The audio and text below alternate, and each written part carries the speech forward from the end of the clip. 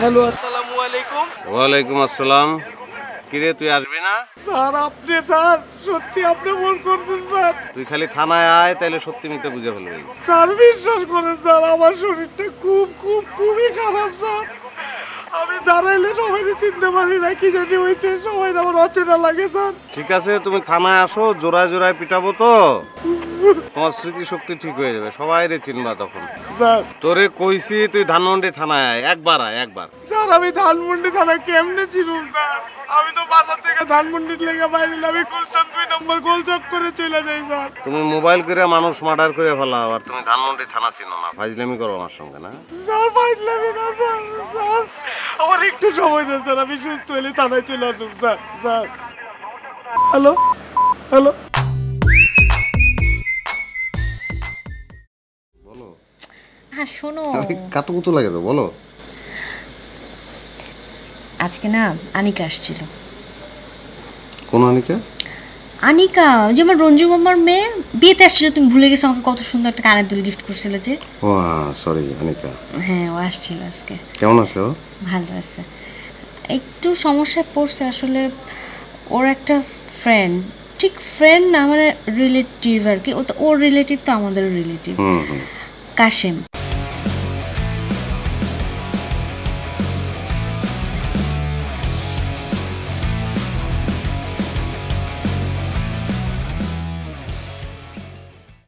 ঠিক আছে, বুঝতে পারছি, কিন্তু এইটা তুমি কি বললা? আর আনিকা এবার এই প্রস্তাবটা কিভাবে দিল? কেন, কি প্রবলেম? আমি অফিসে চলে যাই, তুমি তো একা বাসায় থাকো, সেখানে একটা ছেলে। সেখানে তুমি ছেলে বলতেছো কেন? এটা তো বাইরের কেউ না, আমাদের রিলেটিভ বললাম না? হ্যাঁ সেটাই, তুমি বাসায় একা থাকো, সেই রিলেটিভ ধরো টেলিভিশনটা চুরি করে নিয়ে চলে গেল। কি বললা তুমি? টেলিভিশন চুরি করবো মানে? তুমি থাকতে দেবো না রিলেটিভরা? আমাদের ভালো কথা, দিও না, কিন্তু তুমি এরকম চোর বলবা কিসের জন্য? জীবনও ভাবতে পারিনি যে আমার রিলেটিভ সম্পর্কে তুমি এই ধরনের কথা বলতে পারো।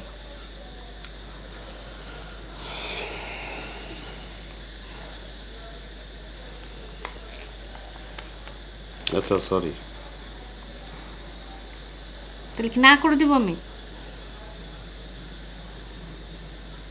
দেখি দেখি তো, হ্যাঁ না দুইটাই হয়, আমি কোনটা ধরবো?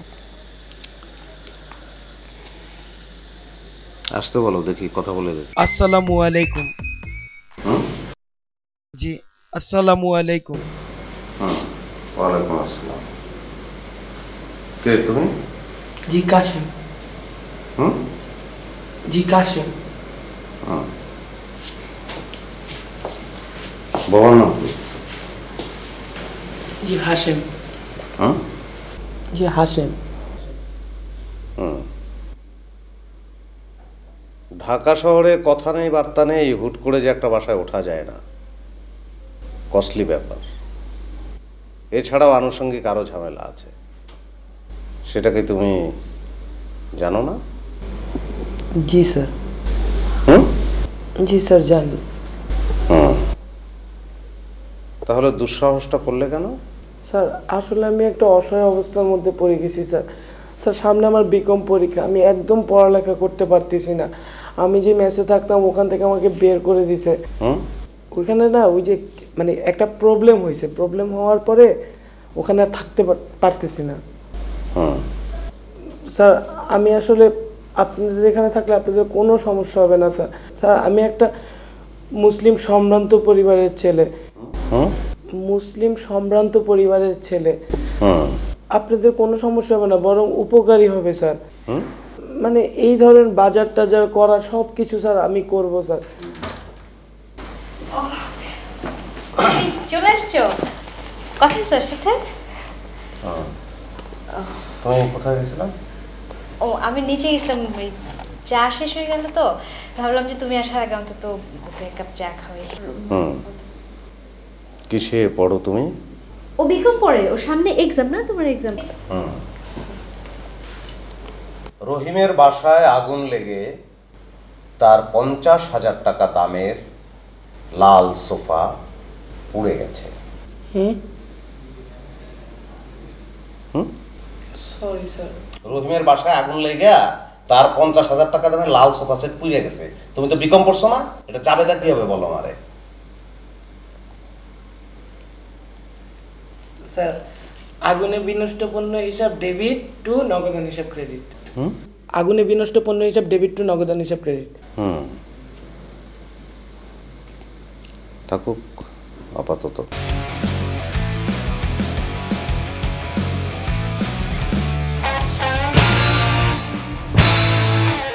হ্যালো, আমার জন্য ওকে করতেছিল তাই না? ফার্স্ট রিং বাজাতে ফোন রিসিভ করলা। আচ্ছা তুমি ফোনে এত সুইট করে কথা বলো, সামনে আসলে কি হয় তোমার? হ্যাঁ আমি তো সামনাসামনি এখন সুন্দর করে কথা বলি। তা বলো, আগে অর্ধেকটা সেন্টেন্স বলতে এখন অ্যাটলিস্ট পুরোটা বলো। তুমি এত সুইট করে কথা বলতেছো কেন? আমার তো তোমাকে দেখতে ইচ্ছে করতেছে। চোখ বন্ধ করো, চিন্তা করো আমরা দুজন এখন সমুদ্রের পাড়ে হাঁটছি। এখন তোমার হাত দুটো দাও। হাত দিতে হবে কেন? আচ্ছা এই নাও। পর্যাপ্ত পরিমাণ টাকা না থাকায়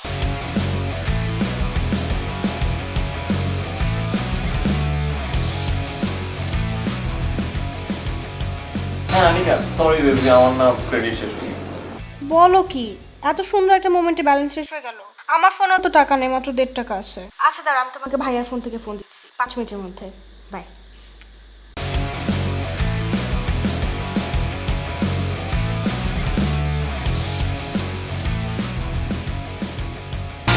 জি আসসালামু আলাইকুম। জি আসসালামু আলাইকুম। ওয়ালাইকুম আসসালাম। 20% বৃদ্ধির ফলে চাহিদা 20% হ্রাস পায়, তবে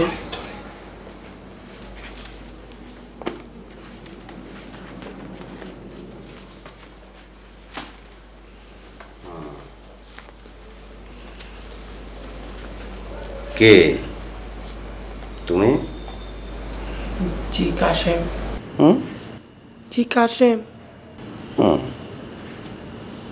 বাবার নাম? জি হাশেম। জি হাশেম। কি পড়ছো? জি আধুনিক ব্যষ্টিক অর্থনীতি।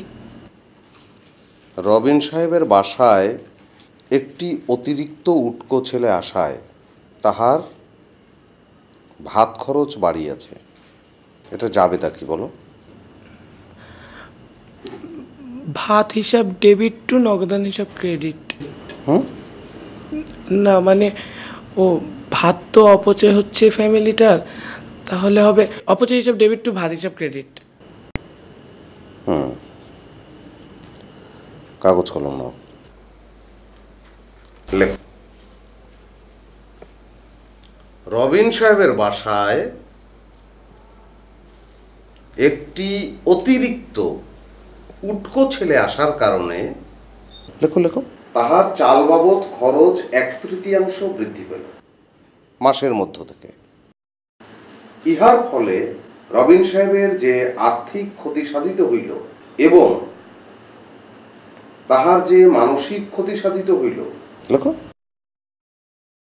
এবং তাহার যে সামাজিক ক্ষতি সাধিত হইল, সমুদয় ক্ষতি সাধনের একটি আনুমানিক টালি তৈরি করো। পারবা না?